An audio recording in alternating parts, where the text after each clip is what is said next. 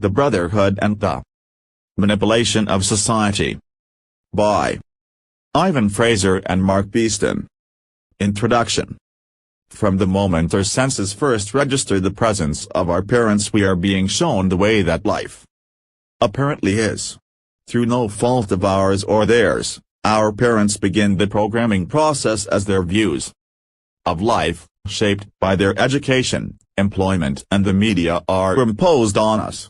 Formal education through schools, colleges and universities continues the systematic indoctrination where the correct views and interpretations of science, history and society result in exam passes and the ability to get on in life. Alternative views and the rejection of establishment education lead to supposedly lesser jobs and a struggle against economic poverty. Our entire understanding of the world and current affairs is filtered through the mass media, interpreted by journalists and so-called experts. Their views become our views simply because we are not offered any alternatives. To overcome daily problems within society, we turn to elected representatives of our community. We give our decision-making abilities to these few people who are increasingly remote, as local council power is removed to national government and ever more to Europe. Our experience of life is determined by the framework around our society. The basic premise is that the goal of each individual should be to become a minute part in the global machine of consumerism led by Western multinational corporations and banks. Every other consideration is subordinate to the prime motivation of profit. Obviously, those in the positions of influence, politicians, bankers, corporate executives, media moguls, have been, according to their own definition, successful within the system, so have an interest in maintaining the status quo at all costs. This framework shapes every aspect of our life through education, the media, healthcare, cultural and sporting events, religion etc. With these framing conditions in place, the system regulates itself. Individuals with attitudes that suit the perpetuation of the system achieve status and influence within it. Those who accept the establishment rules soon find ways to impose those rules. Those who are blind to the exploitative realities of consumerism attain positions to promote it. Regardless of how the framework came to be imposed, the truth is that the same attitudes control education, media, governments and banks, and therefore exert an irrepressible influence over every aspect of our lives, our thoughts and opinions. The vast majority of the world's population are merely sheep happily following the herd. Whatever is broadcast in the media as being desirable to the masses suddenly and miraculously becomes desired by the masses. Whatever our neighbor owns or achieves becomes the object of great envy, and we lust to acquire what we believe to be ours by right. Thus, when we are shown a solution to a problem, any old solution to anything which interferes with our need to follow the latest trends, we accept it without question and cease to seek any further for ourselves. Problems abound and so do solutions, but it is the easiest and most profitable proffered option which is seized by the majority, whilst the minority are trampled underfoot in the stampede to acquire the latest object of idolatry. And just like sheep who follow blindly and without question the direction of the herd, we are led through the gates of a pen to be confined at the shepherd's convenience until it is time for the final journey, once again without hesitation and happy in the knowledge that we are with the in crowd, through the gates of the slaughterhouse. However, this framework has not been constructed by chance or appeared by accident. It is a deliberate policy which has been implemented over the centuries and continues with ever more sinister repercussions.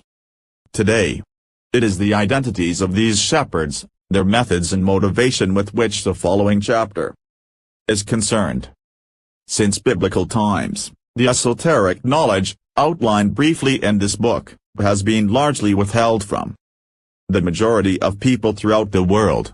Initially, this information was the remnant of Atlantean knowledge but was gradually dispersed and further diluted by cataclysmic events such as the Great Flood.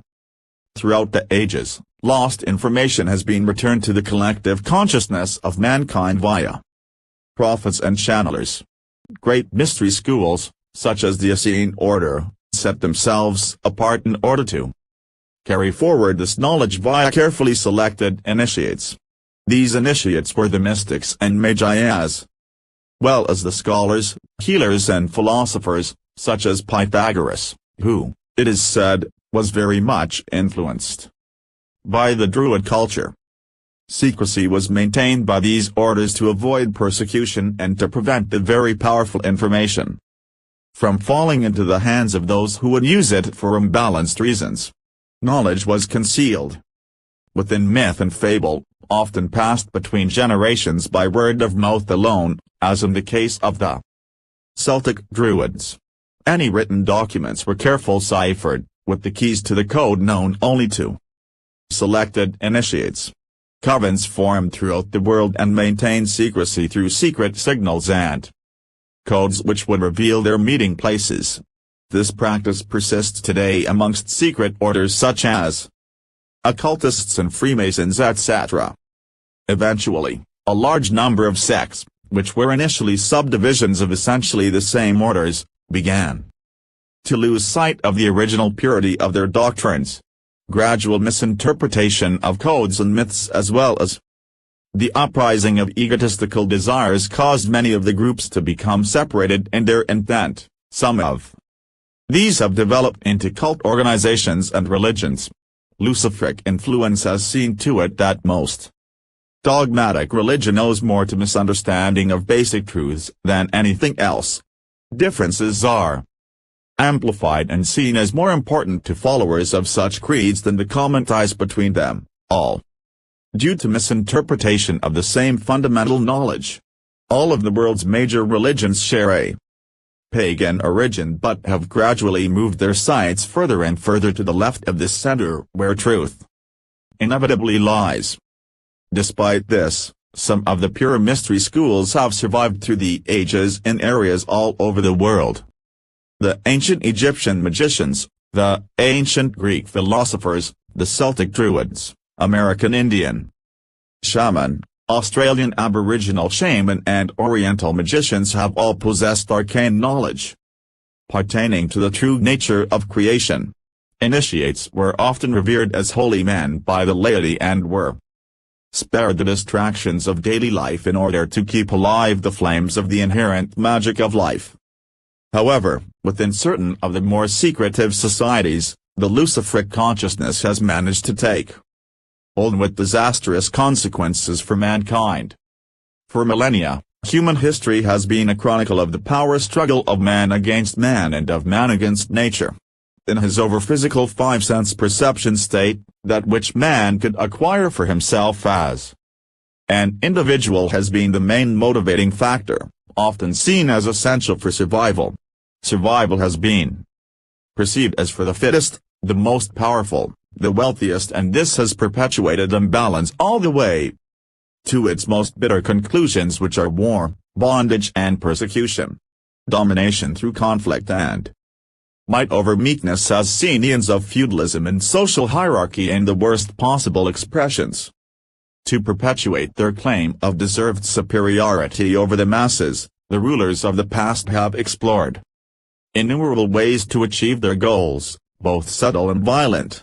One method has been recognized as being the most effective and has been employed by the ruling aristocracy throughout the world since prehistory, right up to the present day through governments, businesses and monarchies. That is, by keeping the masses in ignorance of their true potential and power, to keep them at a low level of education, preoccupying their minds away from who they truly are from birth, to manipulate them via a systematic education program in all areas of their existence, into channeling their lives in pursuit of handing over power to the rulers. If this can be done in such a way that the masses have no recourse and believe this condition to be the only way to live, then they will be highly unlikely to challenge the status quo. The present system has been engineered throughout the ages by those imbalanced secret societies in order to perpetuate their wealth and power. It is they who designed the system, and it is only they who know every individual link in the chains which have kept us in bondage for millennia.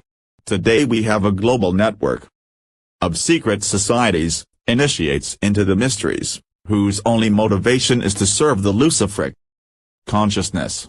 How many times have we heard such phrases as "it's the money men who really ruled the world," but how many of us realize the accuracy of this sentiment and its full implications? Armed with vast amounts of wealth and esoteric knowledge, the negative secret society network has flourished as the aristocracy of the world. Power, wealth and information has been gained and maintained via warfare, exploitation, and especially in the last century, through control of the world's economic systems. Collectively these organizations, led by the self-appointed global elite, have become known as the Brotherhood. These days, initiation into the various secret societies which form the Brotherhood is relatively easy. Potential initiates are handpicked and invited to join certain exclusive clubs, such as the Freemasons and certain mutually beneficial business cartels which are merely Brotherhood front organizations. Candidates are tempted with the promise that, once accepted into the organization, many personal advantages would be on offer: improved career prospects with promotion easier to achieve, more prosperous lifestyles, and obstacles to success would be made to disappear. In other words, this mutually beneficial old boy network would take care of its own. The only way for the Brotherhood to prosper is to keep the world in ignorance of who they really are. By convincing people that they are little more than robots, they can use those robots to perpetuate their power base. Power always seeks power and will never stop until all power is focused solely in the hands of the most ambitious. In the last century, with the acceleration in technological development, particularly in terms of communication, the elite have sought to realize their ambitions more swiftly with more blatant and definable aims: the creation of a world government, a world currency and bank, a world army, the control of public opinion culminating in a microchip population connected to a central computer, that destruction of any alternatives to their system, and to make huge amounts of money in the process. This sinister plan by the elite has become popularly known by researchers as the New World Order. The situation within the hierarchy of the elite is necessarily complex, as the activities are concealed behind a large number of front organizations of varying degrees of secrecy. Everything is based upon the pyramid principle, with the very few elite at the apex as the all-seeing eye and ultimate controllers, right down to those at the bottom who, in the largest numbers, have no idea about the true agenda which is being ministered to them from above. Through the levels of initiation from the bottom to the top, only the most ambitious and ruthless are filtered out to occupy more and more select positions of power and knowledge of the ultimate agenda. This is further enforced at each step of the pyramid by the process of compartmentalization, which is the operation of the need-to-know principle. This way even those upon the same level of the pyramid know very little of their fellow initiates' business and role within the overall plan. The vast majority of people working to further the elite's aims of a new world order do so unknowingly, but others whose names constantly recur will have a pretty good idea of what is happening. The USA was founded by the elite for the very reason of executing the plan to control the world. It is this nation which is the hub of its wheel of influence. Christopher Columbus and his voyage was backed and financed by the Brotherhood, with his ship's sails bearing a red cross on a white background, the symbol of the Knights Templar, the chivalric order who went on to become the Freemasons, etc., whose symbol is the red rose or cross upon a white background, which represents blood and semen in satanic ritual. Almost a century before Columbus, the Templars had reached North America and had already begun trading with and exploiting the native nations there. Since its discovery, the history of the U.S.